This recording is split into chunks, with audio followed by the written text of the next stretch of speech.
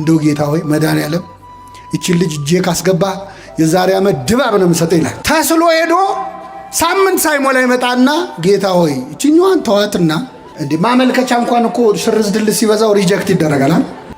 አሁን እግዚአብሔር ስለሰጠን ነው እንጂ እኛ ቢሆን የጻፍነው አባታችን እንጀራችን ውስጥ ብለን ነው የምንጀምረው። ለንስሐ አብቃኝ ብዬ ተስዬ ነበር የሚል ስለሰምታችሁ አሁን ጓደኛሞች አላችሁ እዚህ መሃል አብረን ኃጢአት እንሰራለን፣ አብረን ግን ንስሐ እንገባ። ብዙ ጊዜኛ ምን ጸልየው ጸሎት የማይሰማበት አንዱ ምክንያት እግዚአብሔር ስለሚወደን ነው። እስኪ በሉ እግዚአብሔር ምን ስለሚነን ለምን መሰላችሁ? አሁን እዚህ መሃል ወላጆች አላችሁ ልጃችሁ እንደው ቤት ውስጥ አይጥ አስቸግሯችሁ ላይጥ ብላችሁ የገዛችሁት መርዝ ቢኖር ይህንን መርዝ በዳቦ አርጌ ካልበላው ብሎ ልጁ ቢያለቅስ ወይ ልጄ ለምን ጓጉቶ ይቀራል ብላችሁ ተሰጥቶታላችሁ? ቢያለቅስስ አለቀሰኩ ተሰጥቶታላችሁ? እንገርፈዋለን እንጂ አንሰጠውም። ለምን? ልጃችን ስለሆነ። እግዚአብሔር አባት ነው። ስንት ክፉ ነገር ለምን ነው ይገርማቸዋል። ስንት ነገር የማይጠቅመን ክፉ ነገር ለምን ነው። ሲጀመር አቋምም የለንም እኛ እኮ ስንጸልይ ታውቃላችሁ። ዛሬ በአብዛኛው የማየው ወጣቶች ነው። የወጣቶች ጸሎት ብዙ ጊዜ ከጋብቻ ጋር የተያዘ ነው አይደለም?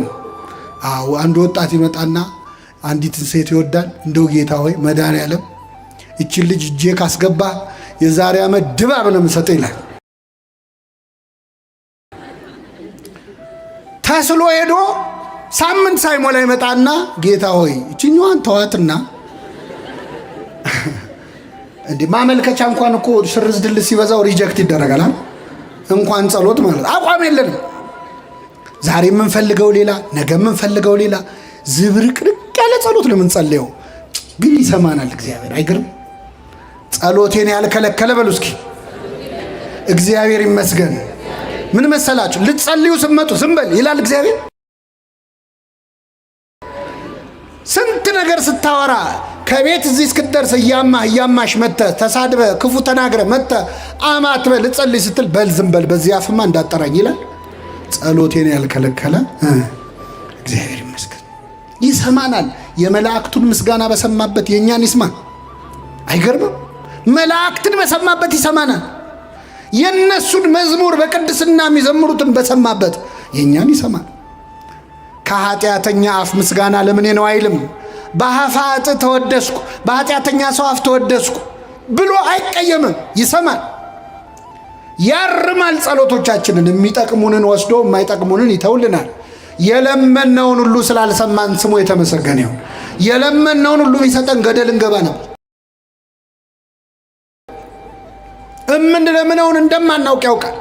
ይህ ወንበዴ ግን ብዙ እርማት የማያስፈልገው ጸሎት ጸለየ። በመንግስት በመጣ ጊዜ ምን በለኝ አለ።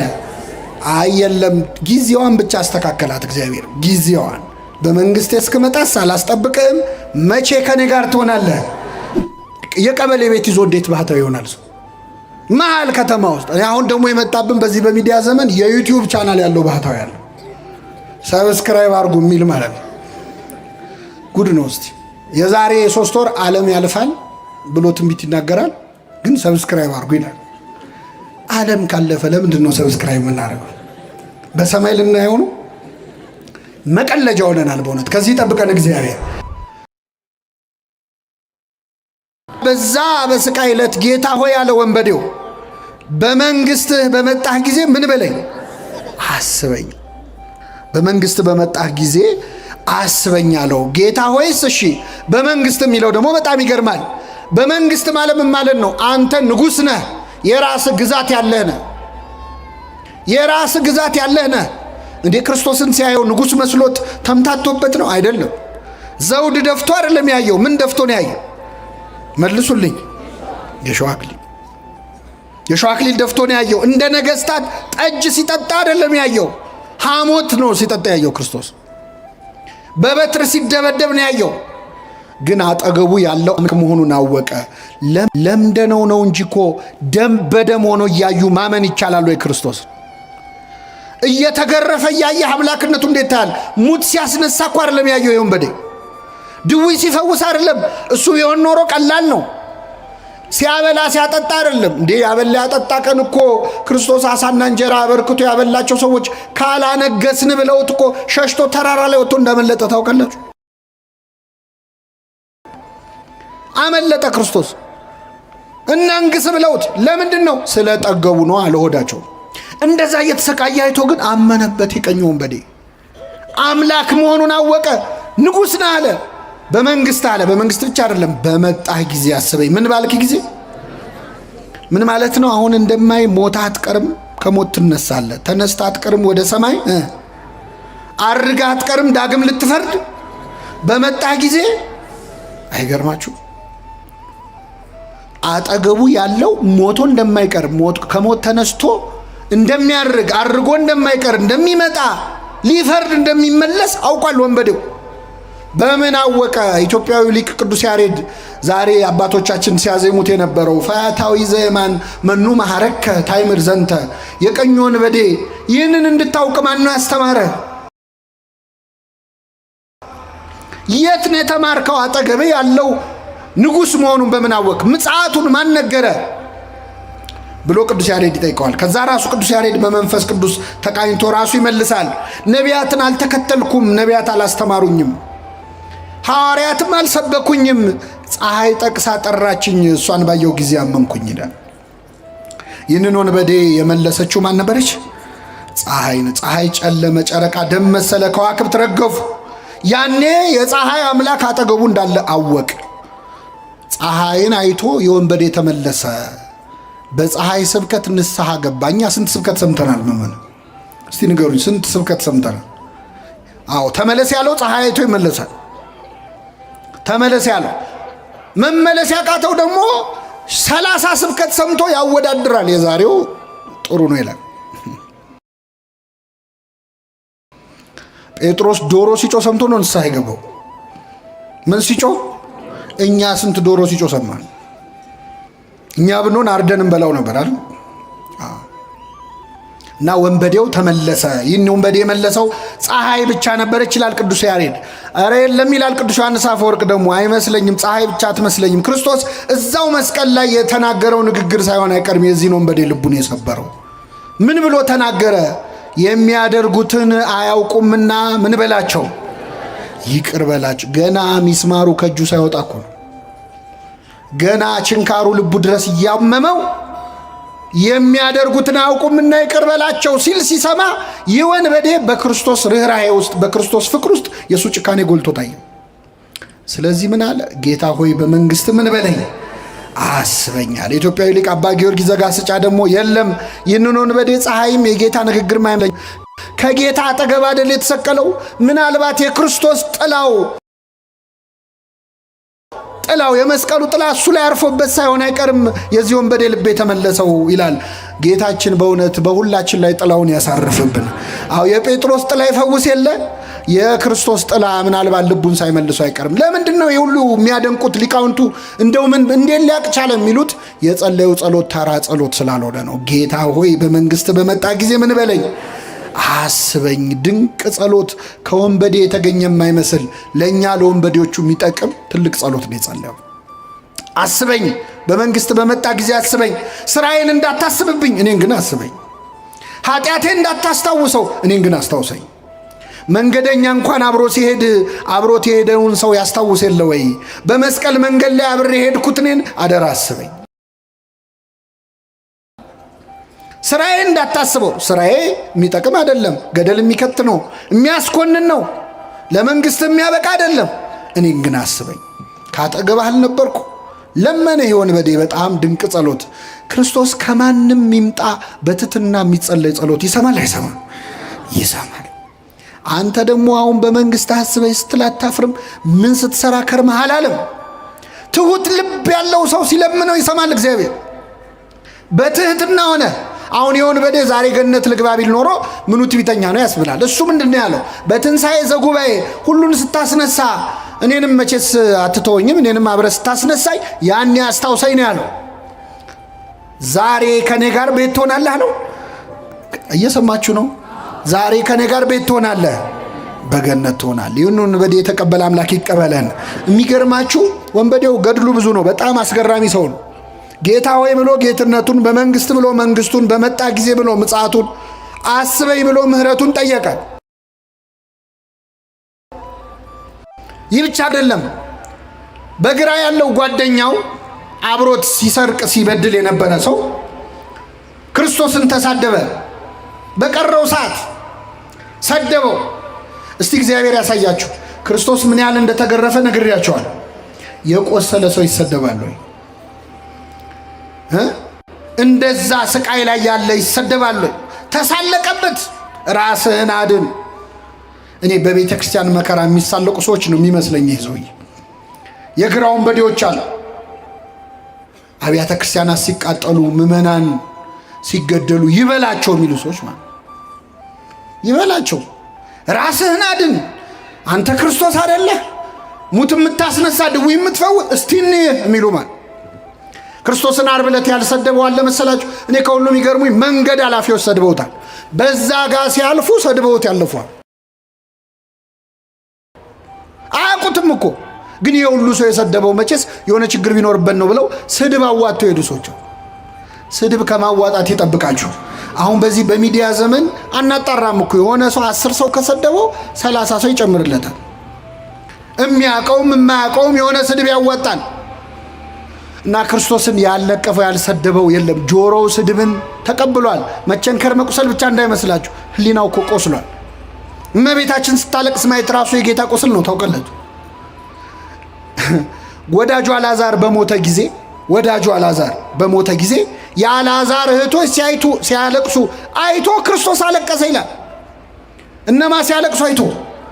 የአልዓዛር እህቶች ለቅሶ ካስለቀሰው እናቱ ስታለቅስ ሲያይ ምን ይሰማው ይሆን? ጌታችን እኮ ከሚስማር በላይ የወጉ ሐዘኖች አሉት ዓርብ ዕለት ታውቃላችሁ። የእመቤታችን እምባ ራሱ ለቅሶ ነው። ስድቡ፣ ጥላቸው፣ ክህደቱ፣ ሐዋርያቱ ጥለውት መሄዳቸው እና የወንበዴ በግራ ያለው ሰደበው።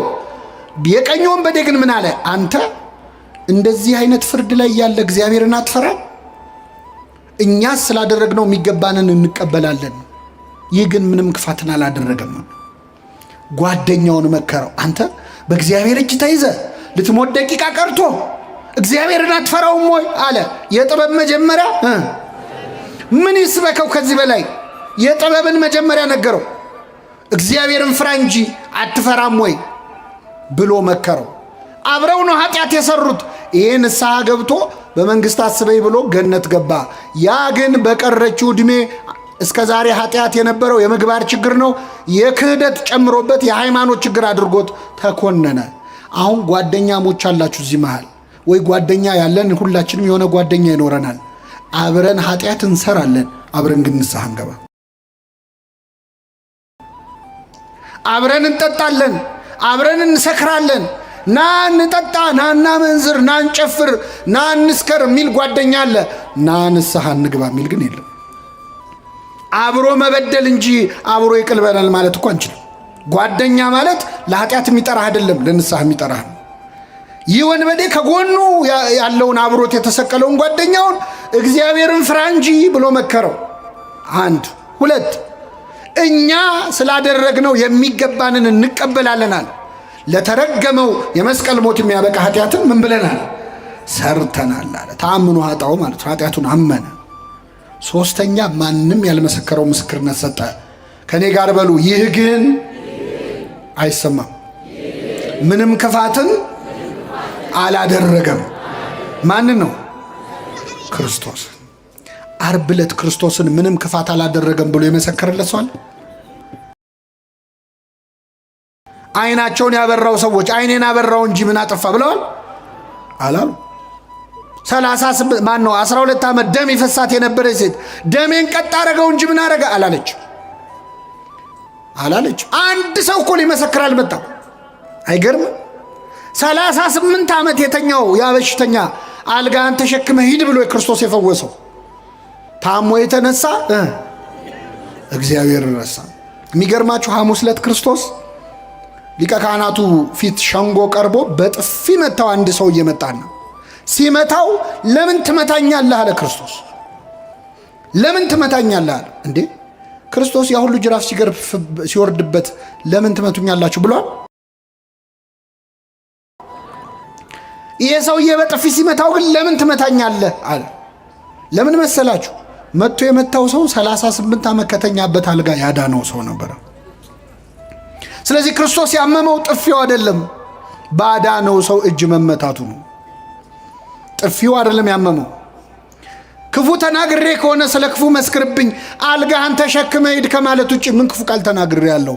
መልካም ተናግሬ ከሆነ ግን ስለምን ትመታኛለህ አለ። አምላካችንን በኃጢአት ከመምታት ይሰውረን በእውነት። አቤት አሁን ይሄ ታሪክ የተጻፈው ታምረ ማርያም ላይ ቢሆን ኖሮ ሰዎች ተረት ነው ይሉን ነበር። እንደው እናንተ አታፍሩም? እንደው በቃ እናንተ ተረት አያልቅ ብላችሁ ወንበዴ ገነት ገባ ትላላችሁ አታፍሩም ይሉን ነበር። ይህን ታሪክ ከገድል ከድርሳን ሰውሮ ወንጌል ላይ ያጻፈ አምላክ ስሙ የተመሰገነ ይሁን። ወንጌል ላይ ባይጻፍ ምን እንደሚሉን እናውቃል። እንዴት እስቲ አታፍሩም? አሁን አንድ ወንበዴ ገነት ገባ ስትሉ እኛ ልናፍር እንችላለን። እግዚአብሔር ግን አላፈረበትም፣ አስገባው። ከፈለገ በገንዘቡ የፈለገውን ማድረግ ይችላል አይችልም? በላይ ሰባሁን በጥርኝ ውሃ በትንሽ ውሃ ገነት ገባ ሲባል ደማቸው የሚፈላ ሰዎች እንዴት በትንሽ ውሃ ይላል? ውሃው በበርሜል መሆን ነበረበት። እግዚአብሔር በትንሹ ማዳን ይችላል አይችልም? በጥቂትም በብዙም ማዳን ለእግዚአብሔር አይቸግረውም ነው እና አስገባው። ግን ገርሞናል መቼስ የእግዚአብሔር ምሕረት እኮ በጣም ይገርማል። ለኛ አይምሮ እኮ ይከብዳል። እኛ ለራሳችን እንኳን ይቅርታ እናደርግም። እሱ የሚምረንን ያህል እሱ የሚተውልንን ያህል እኛን ተውም ለራሳችን። አንተ ራስን ይቅር ባትለው ራሱ እግዚአብሔር ይቅር ይላል፣ ይምርሃል። እና አንዳንዴ ምህረቱ ከሰው አይምሮ በላይ ሆነና አይ እዚህ ጋርማ ይበቃል እንላለን። እኛ እስከሆነ ልክ ስለሆነ ይቅር የምንለው እግዚአብሔርም እንደኛ እንዲሆን እንጠብቃለን። እሱ ግን እንደዛ አይደለም። እኛ ሰው ለመጥላት ሰበብ ነው የምንፈልገው፣ እግዚአብሔር ሰው ለመውደድ ሰበብ ነው የሚፈልገው። እኔ በምን ልቀየመው እያለ ነው እኛ መከራ የምናየው፣ እሱ ደግሞ በምን ልማረው ብሎ ነው መከራ የሚያየው። ከአንድ ሰው ላይ እኮ እንከን ፈልገን ለመጥላት ማለት እኔ እሷን አልወዳትም እሱን አልወደውም ለማለት ሰበብ እንፈልጋለን። ሰበብ ከጠፋ ምን እንደምንል ታውቃላችሁ? ትከሻ አይወዳትም እንላለን። እኔ እገሌ ዝም ብሎ ውስጤ ይነግረኛል እንዲሁ አልወደውም እንለው ሰው አለ የለም? እግዚአብሔር በሉ እስኪ ዓለሙን እንዲሁ ወዷል። እንዴት ወዷል? እንዲሁ። እሱ እንዲሁ ወዶናል፣ እኛ እንዲሁ ምንጠላው ሰው አለ። እንዲሁ ሳያት ትከሻ ይነግረኝ የአይኑ ቀለም አያምረኝም ብለን ምንጠላው ሰው አለ። ምንጠላበት ሰበብ ቢጠፋ ማለት ነው አልተገኘማ። የሚገርመው ያለ ሰበብ የጠላነውን ሰው ትከሻ አይወደውም ያልነውን ሰው የሆነ ጥፋት ሲያጠፋ እኮ እኔ እኮ ቀድሜ ይታወቀኝ ነበር እንላለን። ያንተ ትከሻ ነብይ ነው እንዴ? ጉድ እኮ። እግዚአብሔር ደግሞ በምን ልማረው ይላል፣ ሰበብ ይፈልጋል። ምግባር ቢያጣ እምነቱን ያያል። እንደው በቃ ትንሽ ቅንነቱን እግዚአብሔርን ለመፈለግ በሉ እስኪ ልቡን የሚያቀናውን ሁሉ ቸሩ እግዚአብሔር ይቅር ይበለው። አው መጽሐፈ ዜና መዋዕል እንዲህ ነው የሚለው። ቢያጣ ትንሽ እግዚአብሔርን የሚፈልግ ልብ እንዳለህ ካወቀ እሱን ሰበብ አድርጎ ይምርሃል። እግዚአብሔር መንግስቱን በርካሽ ዋጋ ሸጠው ብለዋል ባለቅኔው። በርካሽ ዋጋ ሸጠው። እዚህ መሃል ነጋዴ ካለ ይበሳጫል። እግዚአብሔር ግን መንግስቱን በዘለላ እንባ ሸጠው። ጠብ ባለች ባንዲት እንባ ሸጠው። መንግስቱን ያህል ነገር እንዴት በእንባ ይሸጣል? በትንሽ ነገር ነው የሚሸጠው። ለመማር ሰበብ የሚፈልግ አምላክ ስለሆነ እና ይህ ወንበዴ በመንግስት ምን በለኝ አስበኛለሁ። ከሱ በፊት እኮ ጓደኛው አንተ ክርስቶስ አይደለ ራስን አድን ብሎ ሰድቦታል። ሲሰድበው መልስ አልሰጠውም። ማረኝ ሲለው ግን ካፉ ተቀበለው። እግዚአብሔር ለቁጣ የዘገየ ለምህረት የቸኮለ አምላክ ነው። መዓቱ የራቀ ምህረቱ ሩቀ መዓቱ ብዙ ምህረት የተባለ ለዚህ ነው። የቀኙ ሲሰድበው ቆይ ቀጣሃለሁ አሳያለሁ አላለውም። ሲኦል ከታሃለሁ ዛሬ ሁኑ ሲኦል ከኔ ውጭ ሆነ ሲኦል ትገባለህ አላለውም። የቀኙ ግን ማረኝ ሲለው ዛሬ ከኔ ጋር ቤት ትሆናለህ፣ በገነት ትሆናለህ። እና አስደናቂ ምህረት ለዚህ ወንበዴ አደረገለት። ልመናውና መልሱ ግን የተለያየ ነው። ዛሬ ከኔ ጋር ቤት ትሆናለህ። እግዚአብሔር ጥቂት ሲለምኑት ብዙ የሚሰጥ አምላክ ነው።